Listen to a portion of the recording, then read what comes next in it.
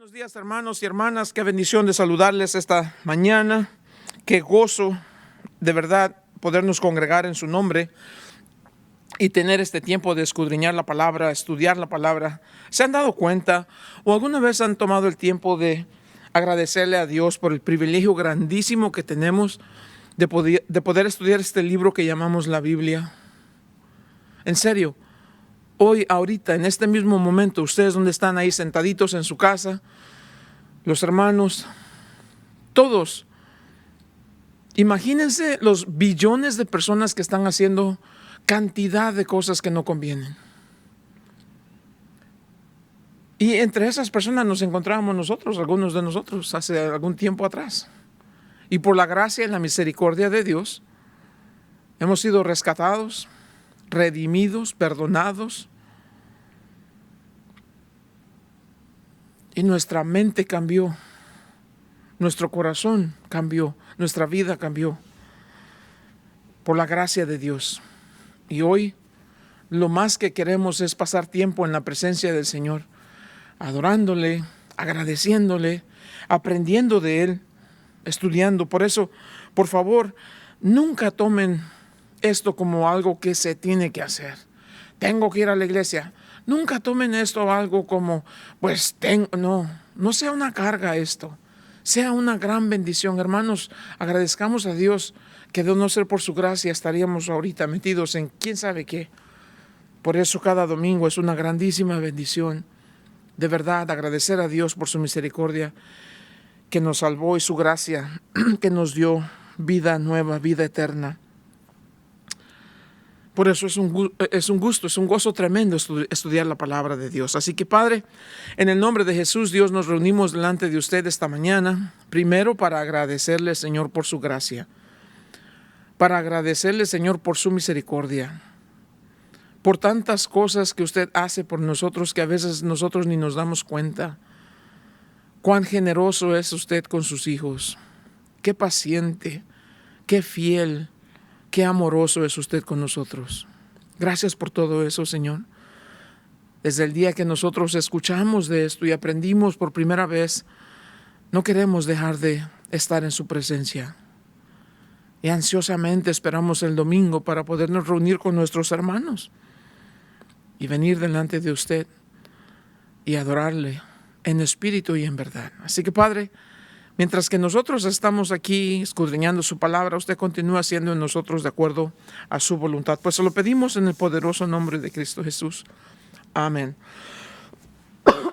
Muy frío por acá, hermanos. Perdone esta tosedera que luego cuando hace frío me molesta un poco los bronquios, pero estamos bien.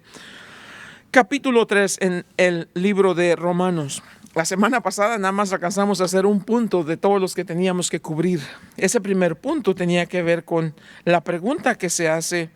Pablo emplea un método aquí, quisiera decir, una forma literaria de hacer estas preguntas de manera como si se presenta una objeción acerca del caso que él ha estado presentando. El caso que él presenta es que el hombre necesita de la justicia divina. El hombre necesita ser justificado por Dios, porque el hombre es injusto.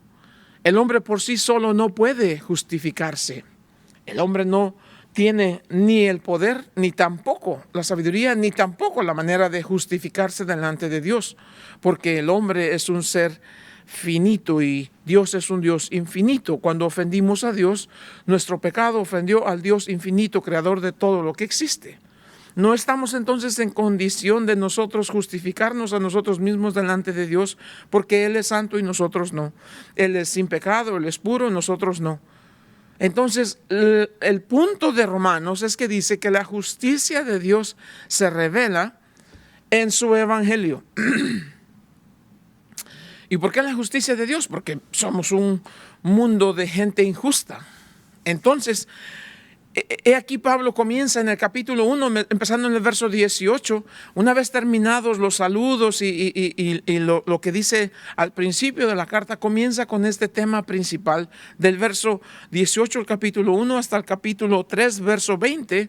Todo este pasaje Todos estos capítulos y estos versículos, todo esto, un solo tema, y eso es el pecado. Entonces, Dios nos está hablando por medio de su palabra y nos está enseñando que el mundo tiene un severo y serio problema. Se llama pecado. Eso es verdad para los gentiles, los que no son judíos por nacimiento. Eso es verdad para los religiosos. Eso es verdad para los gentiles. Los que moralmente se consideran buenas personas, también es el mismo problema. El severo y serio problema se llama pecado. Eso es lo que Pablo ha estado diciendo. Ahora, a manera de defensa, los judíos dicen, pero espérate, ¿nosotros somos diferentes? Porque nosotros no somos como los gentiles. A nosotros nos fueron dadas ciertas características y nosotros tenemos ciertas ventajas. Sí es cierto. La ley era una bendición para los judíos. La circuncisión era una bendición para los judíos.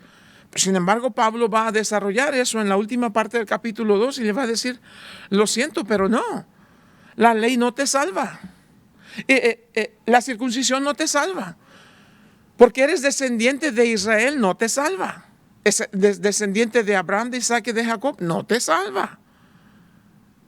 Lo único que te puede salvar es el sacrificio de Cristo Jesús en la cruz del Calvario. Eso es lo único.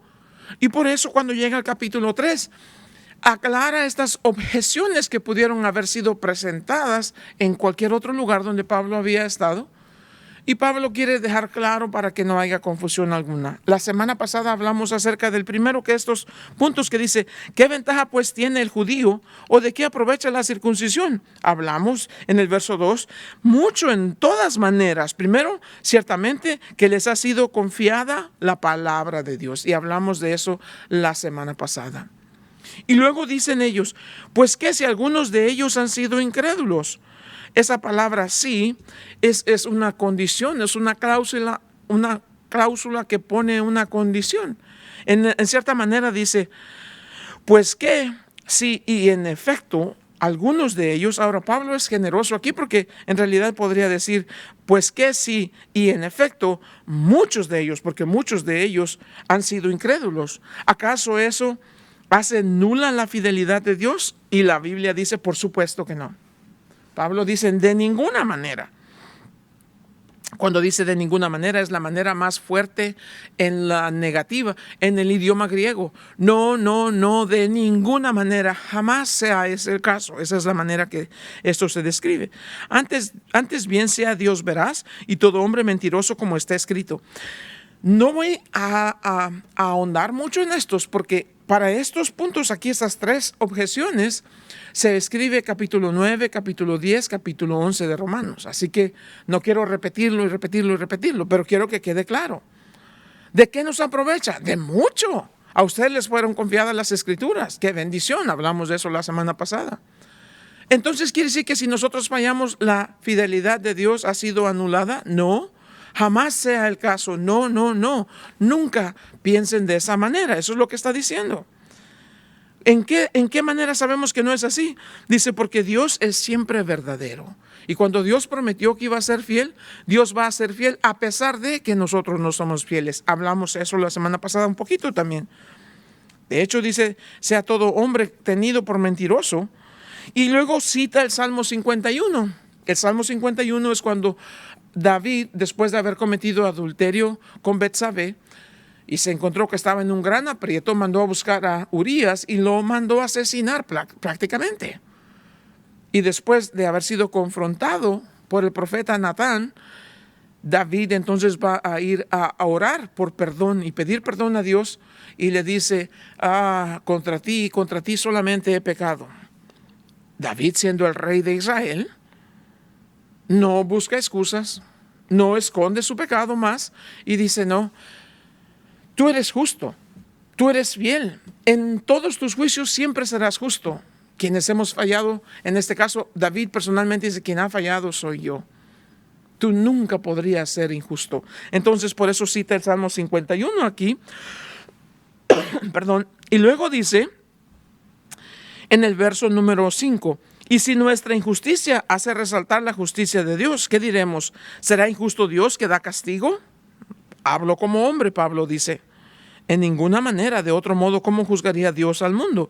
Es decir, si al Dios juzgar el pecado de nosotros, dice, a pesar de que nuestro pecado resalta, eso es lo que hacen ellos, no tiene sentido.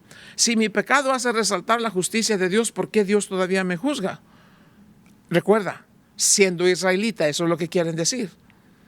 Y Pablo dice, Dios tiene que juzgar tu pecado, no importa que seas israelita, no importa que seas el rey David, no importa quién seas.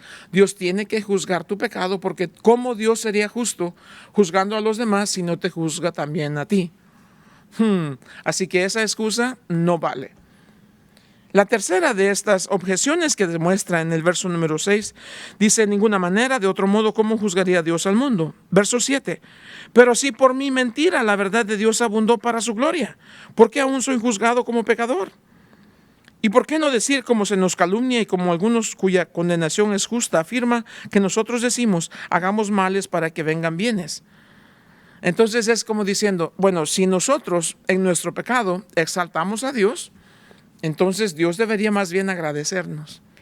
Y hay mucho de eso, de veras hay mucho de eso que hablar, pero se dan cuenta, estas objeciones son, número 1, cuestionando la fidelidad de Dios. Número 2, cuestionando la justicia de Dios. Y tercero, cuestionando la integridad de Dios. Si mi pecado hace ver bien a Dios, ¿por qué Dios me tiene que juzgar? Vean esto. Cuando una persona hace excusa por su pecado, cuando una persona esconde su pecado, digo esto, lo podemos escuchar muchas veces, tal vez ustedes lo escucharán en la iglesia donde asisten, que muchas veces vemos a personas que se levantan y dicen, bueno, yo quiero que oren por mí, porque en verdad caí en pecado, la droga, el alcohol, y luego de repente dicen, pero bueno, la gloria de Dios cayó sobre de mí y fui liberado y Dios fue honrado y glorificado. Y la siguiente semana es el mismo asunto. Es esa la excusa que dicen, bueno, si mi pecado glorifica a Dios, entonces ¿por qué Dios más bien me tendría que agradecer? Es prácticamente lo insensato de estos argumentos. No, Dios más glorificado sería que no peques. Tu pecado no le va a dar gloria a Dios. Dios va a cambiar, sí es cierto. Dios es soberano, Dios es poderoso, Dios es compasivo, Dios es todo esto.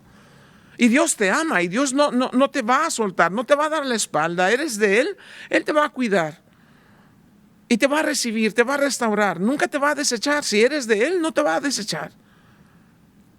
Pero mejor glorificarías a Dios si te apartas del pecado, si te llenas de su espíritu, si te llenas de su palabra, si te apartas de esas cosas que te arrastran a la tentación, si te guardas caminando en una vida de santidad. Más gloria le traerías a Dios. Sí, Dios va a ser glorificado cuando vea que ahí estás de nuevo de drogadicto, ahí andas otra vez de adúltero, ahí andas otra vez en fornicación y vienes y te arrepientes y Dios te perdona y el grito y todo esto y ok, ya. Pero luego vuelves y haces lo mismo. Eso no glorifica a Dios. Eso es lo que Pablo está diciendo. Así que dice, no, Dios es fiel, Dios es justo y Dios es santo, es íntegro. Dios no va nunca a negociar su santidad porque nosotros somos necios y porque seguimos en ese círculo del pecado y volviendo. Y todo el mundo le dice, es que son cadenas. No hay tal cosa, entiende, por favor, en el nombre de Cristo Jesús. No las hay. No. Gálatas nos dice, esta es la verdad con que Cristo nos hizo libre. Mantengámonos pues en esa libertad con la que ya somos libres. La Biblia nos dice en Romanos capítulo 6, si en verdad estamos en Jesús y Jesús está en nosotros, entonces dice, fuimos crucificados, el cuerpo de pecado fue crucificado con Él. Después de crucificar a Jesús lo sepultaron y dice, fuimos sepultados con Él. Cuando Jesús resucitó, dice, resucitó con un cuerpo que va a ser glorificado después. Y de la misma manera nosotros, dice, si moriste con Él, fuiste sepultado con Él, ahora que has resucitado, camina en vida nueva. No es posible. Cuando Jesús resucitó a Lázaro, les dijo, quiten esa roca, y sale de ahí. Lázaro, ven aquí. Y sale y se abre esa tumba y sale Lázaro y le dice a los que están ahí, quítenle esa ropa. Obviamente refiriéndose a esa ropa que le pusieron para sepultarlo. No, hermanos, no hay cadenas generacionales, no hay el pecado de mis padres, que mis padres hace años fueron así y yo llevo arrastrando ese pecado. No, la Biblia dice, el que está en Cristo nueva criatura es. Aquí las cosas viejas pasaron y aquí todas son hechas nuevas. No hay tal cosa de arrastrar los pecados de la vida pasada. No. Si naces de nuevo, dicen, si naces del Espíritu, lo que es de la carne, carne es. Lo que es del Espíritu, Espíritu es. El hombre natural no entiende las cosas del Espíritu porque se han de discernir espiritualmente. Si hay una persona que vive atado al pecado, es porque nunca ha nacido del Espíritu. Pero está en la iglesia, eso no importa. Necesitan nacer de nuevo. Fuimos regenerados, dice, por el Espíritu Santo. En Tito capítulo 12 nos dice eso. No por lo que nosotros hicimos, sino por la misericordia y la gracia de Dios. Entonces, Pablo aquí deshace estas objeciones. Dice, no valen. No valen. Ahora miren, del verso 9 en adelante, y esto, lo que vamos a hablar ahorita, le va a dar mucha más claridad a estas tres objeciones anteriores. Comenzando en el verso número 9, Pablo dice esto. ¿Qué pues? Como que Pablo era mexicano, ¿no? ¿Qué pues? ¿Qué pues? No. ¿Qué pues? ¿Somos nosotros mejores que ellos? Mira que Pablo se incluye. ¿Quiénes nosotros? ¿A quién le escribió esto? ¿A los romanos? No, se incluye con ellos. Dice, ¿acaso eso nos hace mejores que ellos? ¿Que quiénes? ¿Que los judíos que está hablando anteriormente, que confiaban en la ley? No. ¿Que confiaban en la circuncisión? No, no somos mejores. Entonces, ¿qué es el punto? Vean esto, dice, ¿somos mejores que ellos? En ninguna manera. Pues ya hemos acusado a judíos y a gentiles que todos están bajo pecado. Nuestro mensaje, el título es, todo el mundo es pecador todo el mundo es culpable delante de Dios. El mundo entero es culpable delante de Dios. Entonces dice, ya acusamos a los judíos y a los gentiles. Ya vimos eso, capítulo 1, capítulo 2 y ahora capítulo 3. No hay uno que no esté en esa misma línea. Todos están bajo pecado. Ahora vean aquí en adelante, en el verso 10 al verso 18, lo que va a hacer es que va a presentar tres áreas que identifican lo maldoso, lo pecaminoso de todos los seres humanos que han existido en este planeta, hasta el día en que llegaron a conocer a Cristo Jesús como su Señor y su Salvador. Esta es la condición. Y se dice, esta es la depravación de la raza humana. No como como se dice, los calvinistas extremos que dicen que toda la raza es completamente depravada y es capaz de hacer nada bueno. Bueno, esa es una exageración porque no es así. Conocemos nosotros personas, todos, que no son cristianos y que hacen mucho de bueno. Muchas cosas buenas. Hay muchas personas que hacen cosas muy buenas y no necesariamente son cristianos. De hecho, nunca van a ser cristianos y van a morir, pero si no reciben a Jesús, se van a perder eternamente. Eso no es que el hombre es totalmente depravado y no es capaz de hacer. No, hay gente que son capaces de hacer bueno. Depravado en el sentido de que no puede el hombre por sus buenas acciones justificarse delante de Dios, porque el estándar de Dios es perfección absoluta. En ese sentido, el hombre jamás podría hacerse perfecto. ¿Por qué? Porque al momento de nacer ya heredó una herencia pecaminosa. ¿Entendemos? Entonces, aquí lo que va a decir tres áreas que puedes identificar en las personas que viven bajo este pecado. Aquí dice, aquellos que todavía viven bajo la condenación del pecado. Tres áreas. Número 1, vamos a ver el carácter de estas personas. Número 2, vamos a mirar y escuchar poquito de sus conversaciones. Y número 3, lo vamos a ver reflejado en su conducta. Y vean qué fácil es identificar estas cosas, porque el Espíritu Santo aquí lo pone de una manera tan poderosa que es muy fácil de identificar. Comenzamos en el verso 9, dice que pues somos nosotros mejores que ellos en ninguna manera, pues ya hemos acusado a judíos y a gentiles que todos están bajo pecado. Todos significa que, hermanos, todos. Ok, de acuerdo. Como está escrito, primero que nada, no hay justo ni aún uno. No hay quien entienda, no hay quien busque a Dios. Todos se desviaron a una, se hicieron inútiles. No hay quien haga lo bueno, no hay ni siquiera uno. Entonces ya estamos en serios problemas. La primera de estas cosas que identifican el carácter de todos aquellos que viven bajo el pecado es que no hay nada bueno en ellos. Ahora, Pablo va a hacer algo bien interesante aquí, porque te recuerdas que dijo, ¿qué le aventaja al judío entonces? Y Pablo dijo, en mucho. En primer lugar, dice, les fueron dadas las escrituras. Eso es una gran ventaja, porque a ninguna otra nación Dios le reveló o le dio sus escrituras. Y sabes, la palabra de Dios refleja el carácter perfecto de Dios. Es en la palabra de Dios que comienzas a conocer a Dios, su corazón, su carácter, qué le gusta, qué no le gusta, qué le alegra, qué le entristece, qué le lastima, qué le bendice. Es en la palabra de Dios. Entonces Pablo le dice, la gran ventaja de ustedes judíos es que tenían la palabra de Dios. Y mira algo interesante que Pablo va a hacer aquí. Pablo va ahora en estos cargos que le trae. Pablo es como el abogado. Ya está la corte, ya se sentaron todos, están los acusados, está el acusador en este caso. Pablo está presentando la evidencia como el abogado ahí. Y obviamente el juez es el Padre. Está sentado en su trono. Y Pablo le va a decir, bueno, ese es el caso.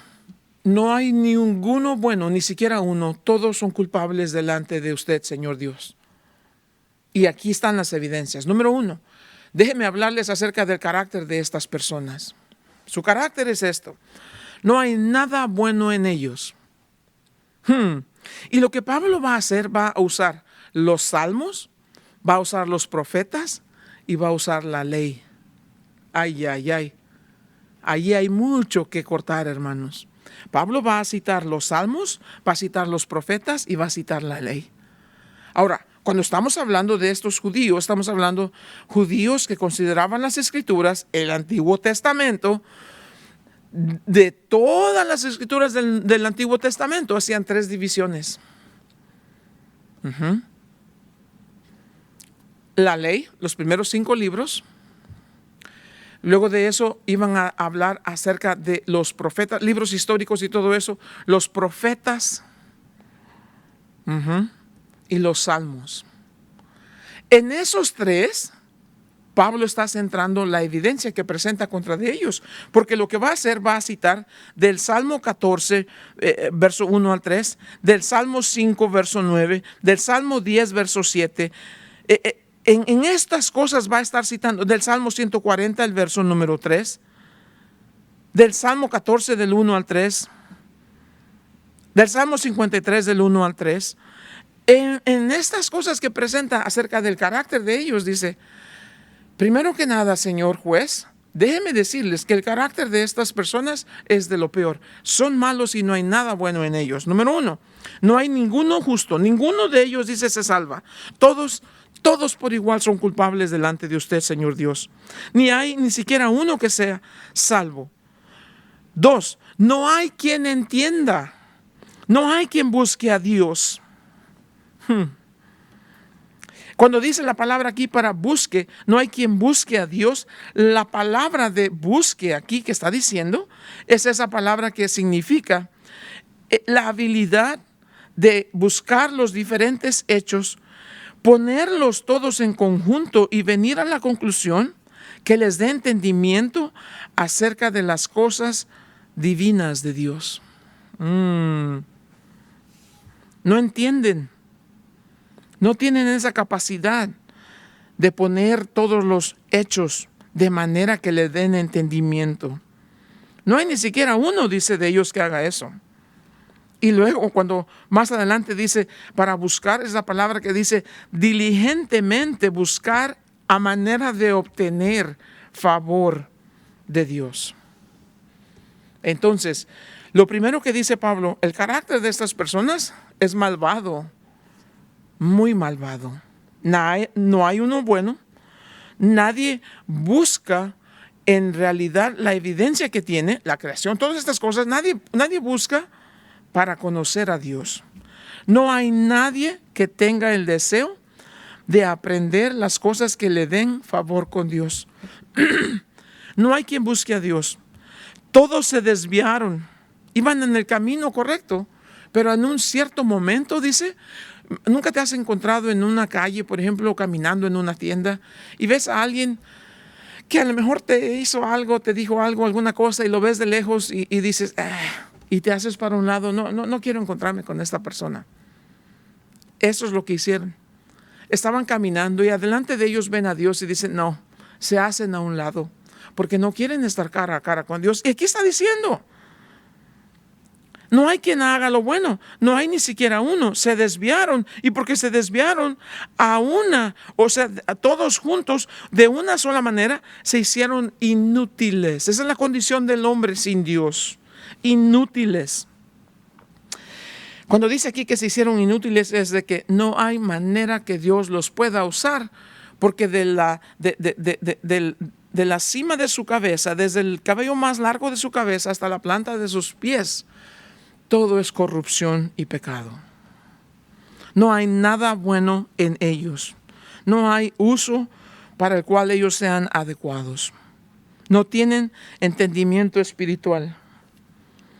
Dios no los puede usar para ninguna cosa, a menos de que no sean transformados por la gracia de Dios. Así que Pablo dice, déjeme darle la evidencia de estas personas. Su carácter, reprobado, maligno, malvado. No hay ni siquiera uno que se salve.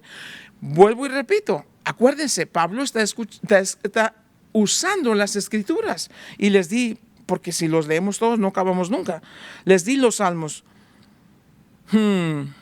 Así que dice en cuanto a su carácter, reprobados, inútiles, desviados por completos. No hay nada provechoso en ninguno, ni siquiera en uno solo de ellos.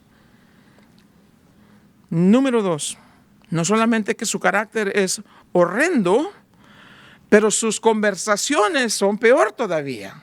Verso 13, vean esto. Esto es algo tan, y como digo, nada más estamos leyendo aquí para que no vean, estamos hablando de opiniones, no, es el texto bíblico.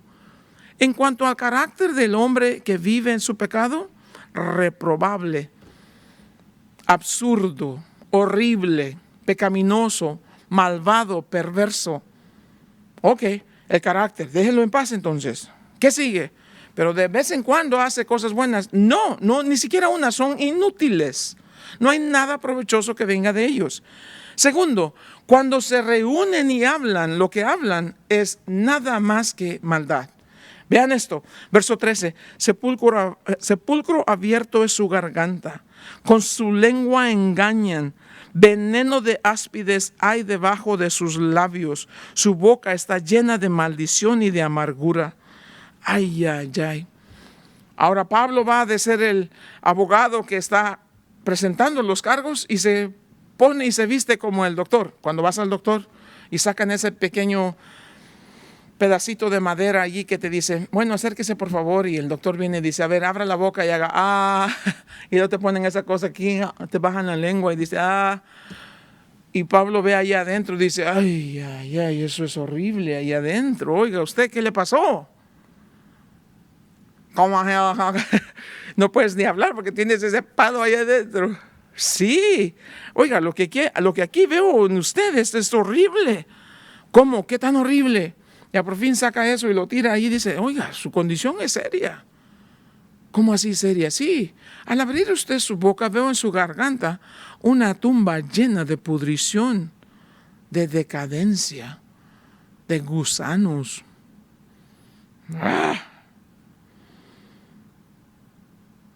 Usted es una tumba en donde se fue depositado un cuerpo. Y ese cuerpo fue depositado allí. Ellos no usaban ataúd como nosotros, recuérdense, los ponían en en una sábana, los enredaban en estas con aromas y especies aromáticas, pero nada más. Y al abrir una tumba podían encontrar eso y veían la descomposición. Y los gusanos comiendo eso que quedaba del cuerpo. Dice, al abrir usted su boca, lo que veo ahí es una tumba abierta, llena de pudrición.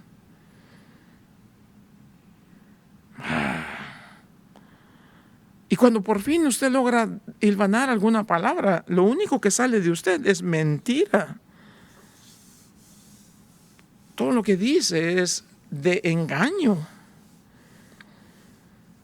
Lo peor es que a veces usa esa lengua engañosa y mentirosa que usted tiene, como si fuese, dice, el veneno de esta áspides. Era un tipo de serpiente, de víbora, que al morderte te morías, no había cura. Su lengua, dice, está tan afilada que cuando muerde es mortal, que cuando toca es mortal. Hay veneno en su lengua. Sus labios esconden solamente iniquidad, odio. ¿Cómo así?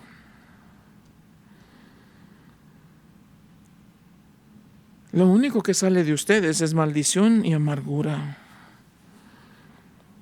¿Y por qué, doctor? Pues obviamente lo que la cubeta saca es lo que hay en el fondo del pozo. ¿Cómo? No entiendo. Claro, lo que sale por aquí es lo que hay acá. De la abundancia del corazón habla la lengua.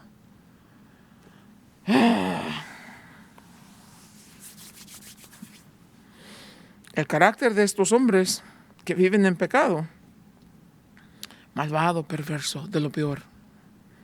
La conversación que ellos mantienen es solamente para destruir y causar muerte. ¿Y por qué es eso? Porque de lo que abunda en el corazón. ¿Qué abunda en el corazón? Pecado. Pero somos buenas personas. No existe. Pero sí somos buenas personas. Bueno, ¿de acuerdo a quién? ¿A tu opinión? A ver, pones a dos niños ahí de 1 año y algo que todavía no caminan, o que ya anden caminando, y pon un juguete en medio de los dos. Se pelean. Se golpean y todo. Pon ese mismo juguete en medio de niños de 5 años que ya hablan bien, que ya corren y hacen cosas. Se van a casi matar. Inclusive, ¿cuántos de ustedes no han oído que entre ellos se pelean y te odio porque me quitaste mi juguete, ojalá te mueras y que todo eso? ¿De dónde aprendió ese chiquillo esas cosas horribles? Lo dudo que la mamá se sentó y le dijo, mira, cuando alguien te haga esto, tienes que decirle, pero con lágrimas, así. No. Ese pequeño chiquillo bonito y todo lo que sea, es un pequeño pecaminoso, es una criatura pecaminosa que tiene en su corazón, así como se mira, abundancia de pecado, y es capaz. Y los ves en la tienda, hacen su berrinche y le pegan a la mamá y patean y tiran. Y hoy en día es muy popular que hagan que los chiquillos digan grosería y media. Esto es lo que la Biblia está diciendo. En cuanto a su carácter, de lo más nefasto. En cuanto a sus conversaciones, ni siquiera vale la pena repetir lo que dicen.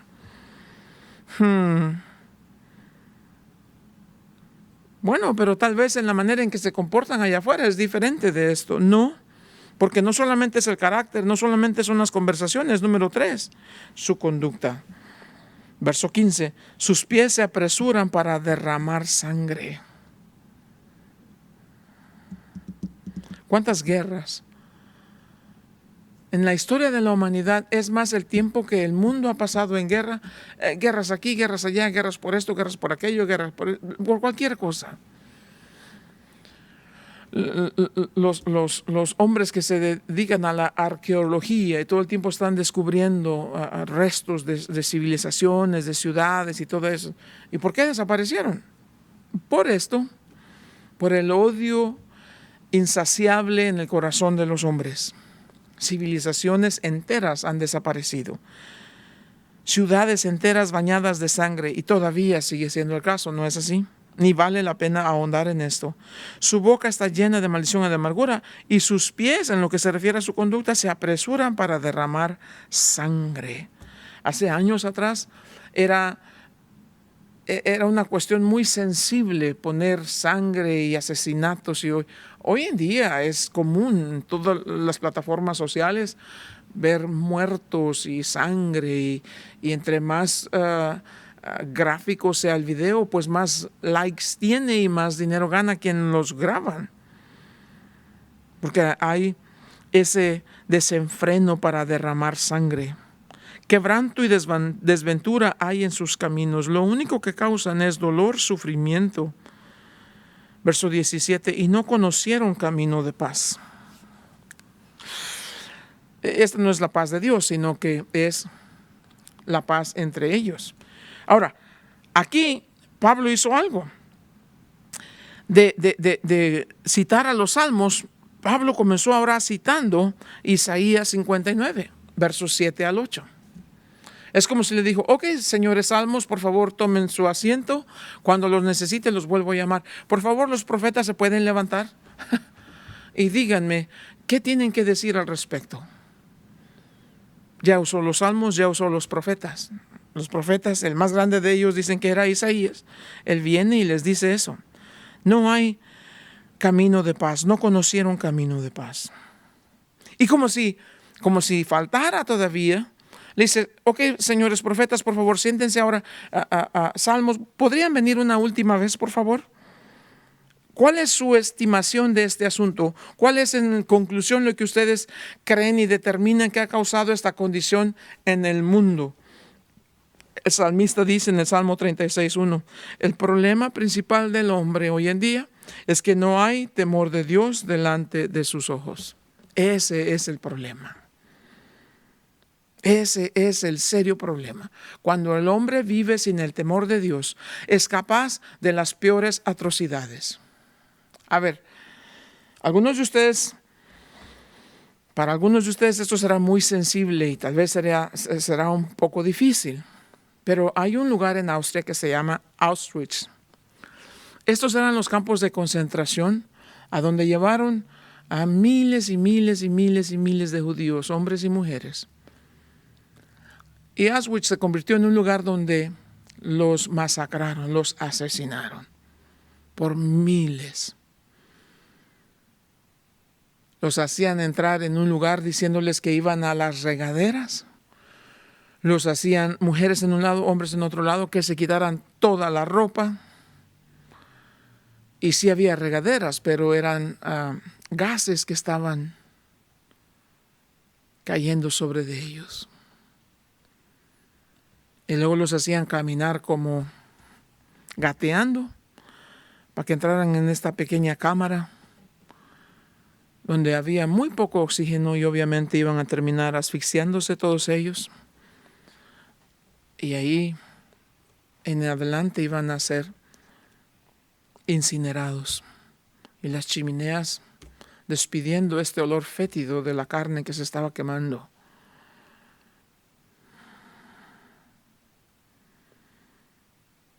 Antes de que entraran ahí, a las mujeres les cortaban el pelo.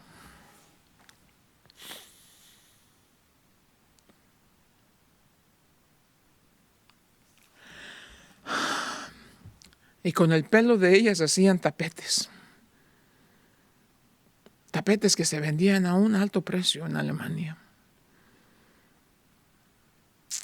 Les hacían abrir la boca y los que tenían dentaduras forrado en oro, algún diente, alguna muela, les sacaban el oro.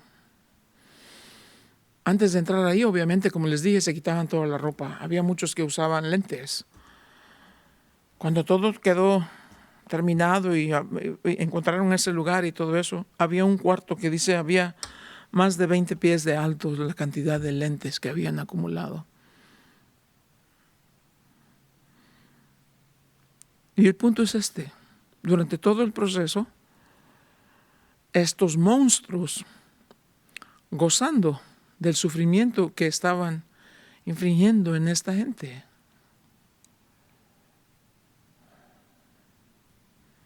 era una celebración.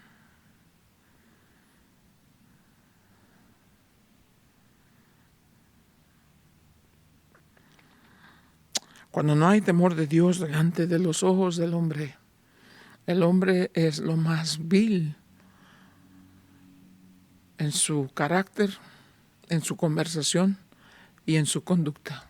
Lo más vil que te puedes imaginar. Hoy en día, la industria farmacéutica son gente que son multibillonarios, porque han desarrollado medicinas que lejos de sanar y curar a la persona, lo están matando lentamente para mantenerlo enfermo, para que sigas redituándoles ingresos a través de la medicina que le venden. No puede haber algo más sádico y criminal que eso. La industria de la farmacéutica es de lo más vil que te puedes imaginar. ¿Y qué de los doctores que por muchísimos años han asesinado a millones? Si tú crees que es horrible el exterminio de 6 millones de judíos bajo las manos de los alemanes, yo te pregunto, ¿y qué de los doctores que han practicado abortos? Que es mucho mayor el número de bebés que han sido abortados a manos de estos doctores. Y poder introducir esas tenazas en el vientre de una madre, el vientre que debió ser el lugar más seguro en el mundo, el vientre que debió darle protección y nutrición a ese bebé para que creciera y naciera, porque Dios lo puso allí. Ese mismo vientre que se ha convertido en tumba de millones y millones de bebés. Y ese doctor que sádicamente, diabólicamente, va a comenzar a extirpar ese cerebro, perforando el cerebro de ese pequeño bebé inocente que no puede defenderse. Y lo van a hacer pedazos.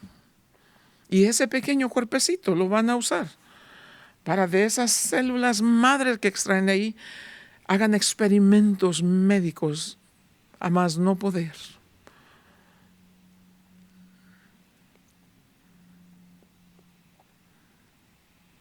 Cuánta maldad, cuánto derramamiento de sangre en todo el mundo. Porque el hombre en su condición pecaminosa, en su carácter es nefasto, en sus conversaciones es satánico, es peligroso, es asesino, es venenoso. Y en su conducta es de lo más vil y diabólico que te puedes imaginar. Hace años aquí en California pasaron el caso de unos niños en la escuela comiendo su lonche, su almuerzo. Y vino este malvado hombre y agarró a esos niños, escasos 6, 7 años, los estranguló, los asesinó y se sentó en la misma mesa a comerse el almuerzo que se estaban comiendo estos dos niños. Cuando no hay temor de Dios delante de los ojos del hombre, el hombre es capaz de las peores y más viles atrocidades. Pablo dice en el verso 19, pero sabemos que todo lo que la ley dice, lo dice a los que están bajo la ley, para que toda boca se cierre y todo el mundo quede bajo el juicio de Dios. Pablo dice, ustedes gentiles son de lo más vil en su carácter, son de lo más vil en sus conversaciones, son de lo más pecaminoso en su conducta.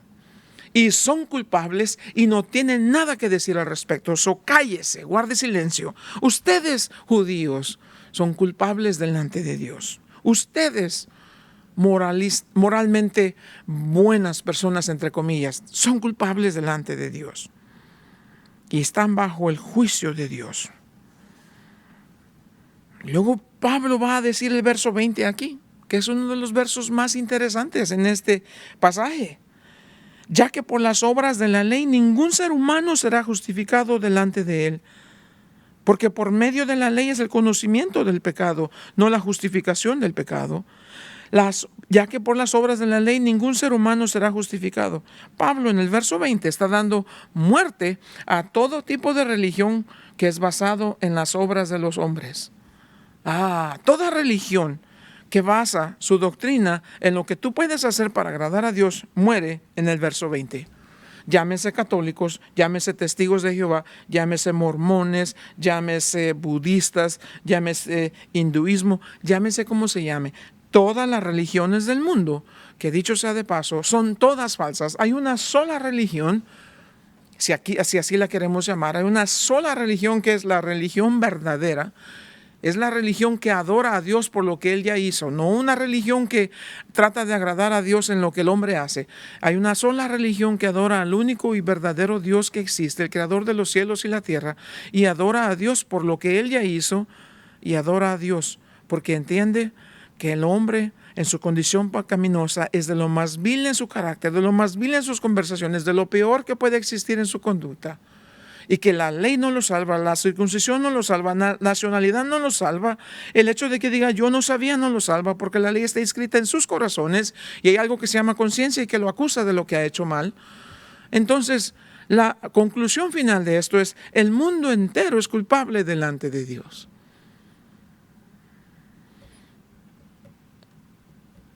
Y dice que todo mundo cierre la boca, porque no hay nada que decir al respecto. Esa es la realidad. Entonces ahora ven, los argumentos que ellos trajeron en los versos 1 al 8, Pablo dice, déjame darte mis argumentos. Y una vez que Pablo le dio los argumentos, le dice, ¿tienen algo que decir al respecto? No. Señor juez, ¿cuál es el veredicto? Culpables. Todos son culpables delante de Dios.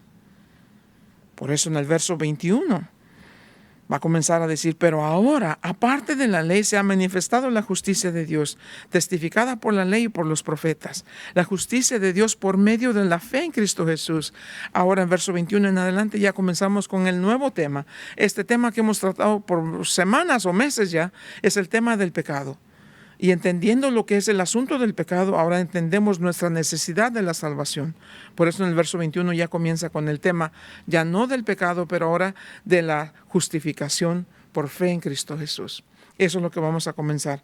Para eso vamos a tener que hacer un breve repaso y tomar esto la siguiente semana, pero ese es el punto. ¿Cuál es la conclusión? El mundo entero es culpable de pecado delante de Dios. Pare de contar. No hay nada que nos salve. ¿Cuál es la única opción que tenemos? Porque si es así, entonces estamos en serio problema. No. Pero hay un Dios en el cielo que nos ama con amor eterno. Porque de tal manera amó Dios al mundo que dio a su Hijo unigénito por gracia. No lo merecíamos. Para que todo aquel que en él cree no se pierda, mas tenga vida eterna. Hay esperanza, por supuesto.